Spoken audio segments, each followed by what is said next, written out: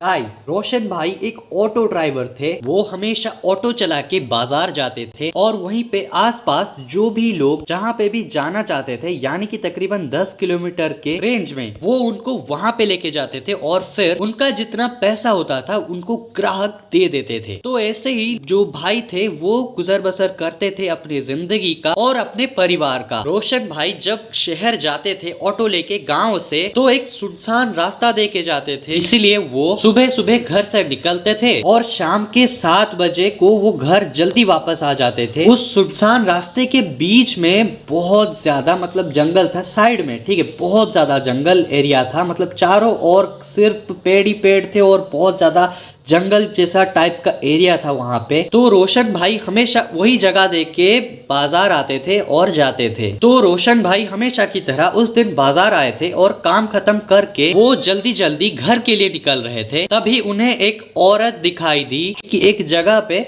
जहाँ पे एक पुराना सा जो है मकान था उसका, और उसकी मकान तकरीबन 12 किलोमीटर या फिर 15 किलोमीटर दूर थी बाजार से। तो जो भैया है वो थोड़ा मना किए, लेकिन वो औरत जो है वो ज्यादा पैसे देने के लिए बोली, वो 4 गुना पैसा ज्यादा देने के लिए बोली। तो भैया जो है वो पूरी तरीके से राजी हो गए और वो जो रास्ता था उसके मकान तक वो बहुत ज्यादा खतरनाक था। वो औरत ये बात बोली तो औरत उनके ऑटो पर बैठ गई और वो चलने लगे रास्ते में। तो बीच रास्ते में जब वो पहुंचे, औरत बोली कि आप क्या नहीं जानते ये बात भैया, कि इस रास्ते में भूत प्रेत बहुत ज्यादा मतलब भटकते रहते हैं बार बार, और ये जगह बहुत ज्यादा भूतिया है, यहाँ पे बहुत सारे लोगों की मौत हो चुकी है। तो रोशन भैया थोड़ा सा मतलब हिचकिचाए और बोले कि मैं भूत प्रेत पे विश्वास नहीं करता, तुम डरो मत, मैं तुम्हें सुरक्षित पहुंचा दूंगा, ऐसे बोले भैया। तो वो औरत थोड़ा मुस्कुराई और ये बोली कि भैया थोड़ा इस जगह पे ऑटो रोकना और मैं 2 मिनट में वापस आती हूँ। भैया बोले ठीक है जल्दी आना, और ऑटो उन्होंने रोक दिया। तो वो औरत पास में क्लब हाउस था वहां पे गई और उसके अंदर घुस गई। कुछ देर बाद जब औरत वापस आई बाहर, तकरीबन 2 मिनट हो गया था, 2 मिनट बाद जब वापस आई जो औरत, तो भैया कुछ नहीं बोले और कुछ देर बाद उन्होंने ये बात पूछ ली कि वो उस क्लब हाउस में क्यों गई थी, वो भी इतनी रात को। तो वो औरत अपने मुंह को ढक दिया और ये बोला कि भैया अगर आप जिंदा लौटना चाहते हो अपने घर,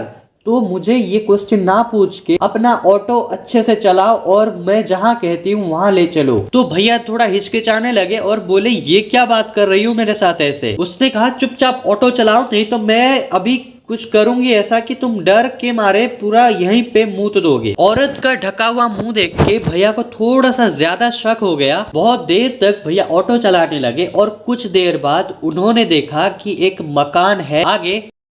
तो औरत ने बोला कि मकान के पूरा पास लेके ऑटो को लगाओ। तो भैया ने मकान के पास ऑटो को लगाया यहाँ पे। तो वो औरत बोली यहाँ पे रुको, देर तक थोड़ा रुकना, तो मैं तुम्हें जो पैसा है वो और ज्यादा दूंगा, तो इसलिए तुम यहाँ पे रुके रहना और कहीं मत जाना। तो भैया हाँ भर दिए और वो औरत जो है वो मकान में चली गई। और भैया को ये बहुत ज्यादा अजीब लगा, और इतना अजीब लगा कि वो वहां से हिचकिचा के जाने के लिए सोच लिया। लेकिन कुछ ऐसा हुआ, वो औरत मकान में जाने के बाद और चली तो गई, लेकिन वहां पे उस मकान के अंदर से भैया को एक आदमी की बहुत जोर से चीख सुनाई दी। तो भैया बोले कि ये ऐसे आदमी इतना जोर से चीख क्यों रहा है, क्या हुआ। भैया ने सोचा कि मैं जाके घर में देखता हूँ एक बार उस जो मतलब मकान में क्या हुआ, क्या सब ठीक ठाक है या नहीं, सब गलत गलत सब हो गया। भैया तुरंत उस मकान में तो गए, लेकिन उन्होंने जो देखा कि वो औरत एक मर्द का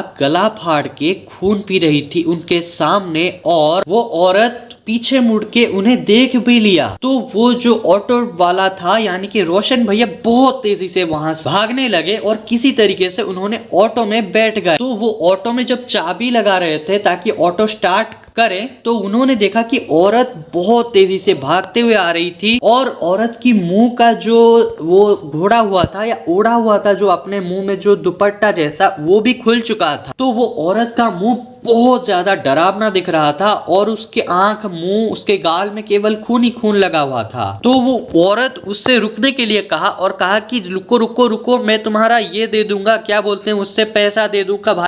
रुक जा, तुझे मैं ज्यादा और पैसा दूंगा, तू बस रुक जा, ऑटो रुक दे, मैं तुझे पैसा दूंगा, उसके बाद जाना। तो वो जो ऑटो ड्राइवर है यानी कि रोशन भैया हमारे बहुत तेज ऑटो चला के वहां से भागने लगे और इतने तेज भागे वहां से कि वो जो डायन या जो औरत है वो बहुत तेजी से दौड़ने लगी और ऑटो के बहुत ज्यादा पास आने लगी, ठीक है। और वो भैया जो है वो बहुत तेज ऑटो को भगाया और वो औरत पूरा बहुत जोर से चिल्ला के बोली, देखो गुस्सा तो नहीं हुई पर चिल्ला के बोली कि रुक जाओ, मुझे तुम्हारा खून चाहिए और मैं तुम्हारा खून पी के जवान बन जाऊंगा और मुझे तुम्हारा खून पीने दो, मुझे तुम्हारा खून पीने दो, जल्दी दो मुझे, रुक जाओ वहां पे, ऐसा बोली। तो भैया बहुत तेज ऑटो और तेज चलाने लगे और वो बहुत तेजी से हड़बड़ाने लगे भैया। तो भैया ऑटो चलाते चलाते पूरा एकदम उसके जो मकान के जो एरिया था, जितने मतलब उसके मकान जो था उससे तकरीबन आधा किलोमीटर दूर आ चुके थे और वो जो डायन था या जो औरत था वो दौड़ते दौड़ते